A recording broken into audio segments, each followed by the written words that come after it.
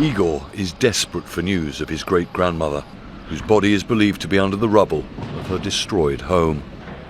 The apartment block she lived in was hit by what the Ukrainian army says was a Russian missile in an attack on the western Ukrainian city of Ternopil that killed and injured dozens of people on Wednesday morning.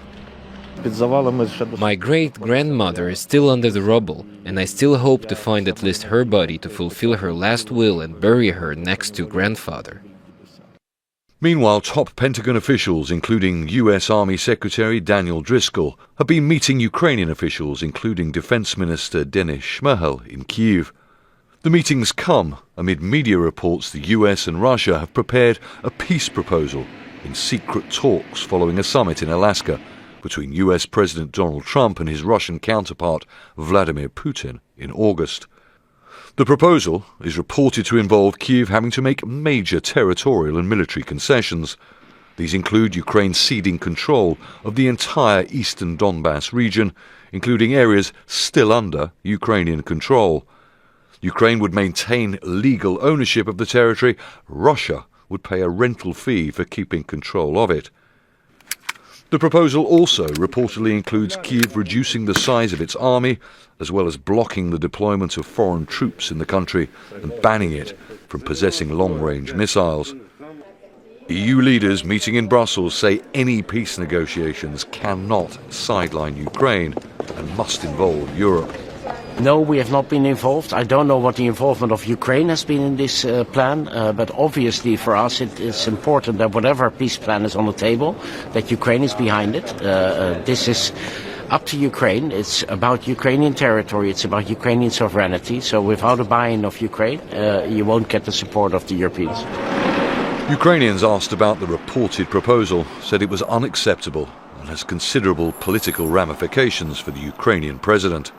I don't consider these conditions acceptable, and I don't think that even if such agreement is conditionally reached at the level of heads of state, that it will be accepted by the people, by the military, and those who have already given and are giving so much of their lives. President Volodymyr Zelensky has been in Turkey for talks he said were aimed at reinvigorating peace negotiations. But he's under growing domestic and international scrutiny following a corruption scandal that's forced him to sack the justice and energy ministers and impose sanctions on close associates. Investigators found that $100 million had been embezzled from the energy sector through kickbacks paid by contractors. The scandal has angered many in Ukraine, especially as the country faces regular power cuts because of Russia targeting energy infrastructure, attacks that often result in the loss of many civilian lives. Charles Stratford, Al Jazeera. Audrey McAlpine is a freelance journalist. She's joining us now from Kyiv. Thanks very much indeed for being with us, Audrey. I want to ask you about these attacks in Lviv and Ternopil particularly.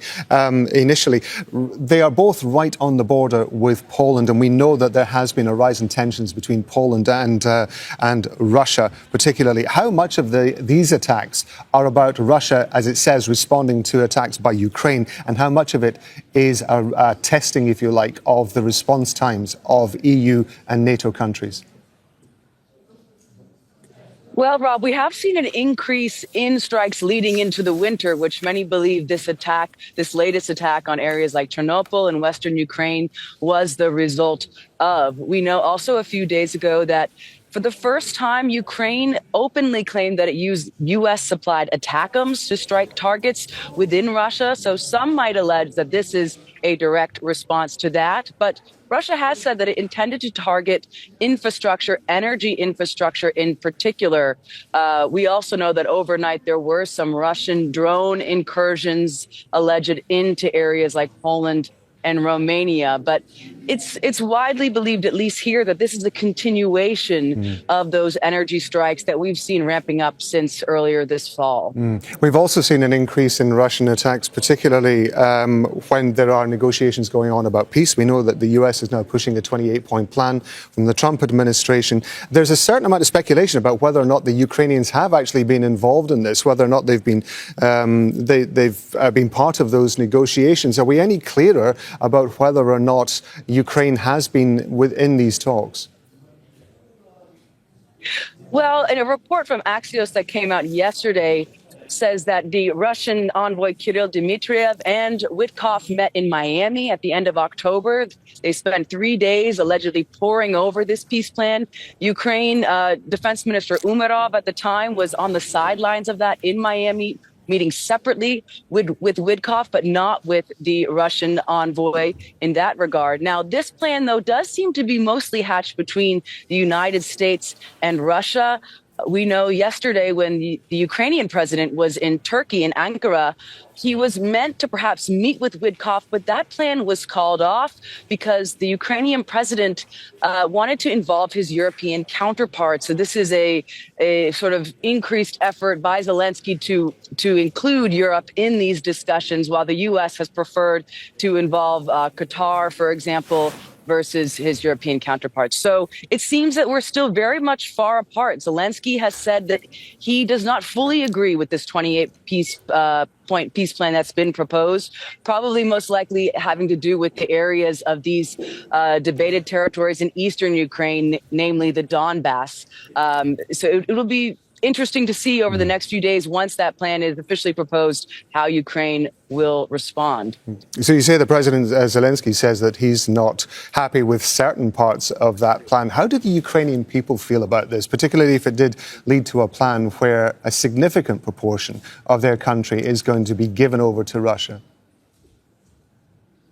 Well, earlier this week, I spoke with one soldier who's currently fighting in the Pokrovsk direction, one of the most heated battles of the war right now. And I asked him, would you be willing to give up the Donetsk region in turn for peace? And he said yes.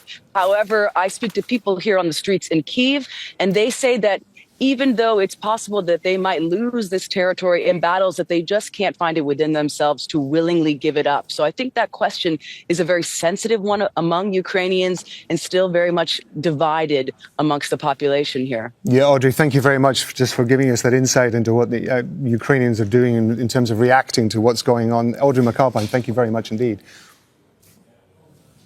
Don't miss out, get the full picture. Subscribe to Al Jazeera for reliable news and expert insights. Like, share, stay ahead.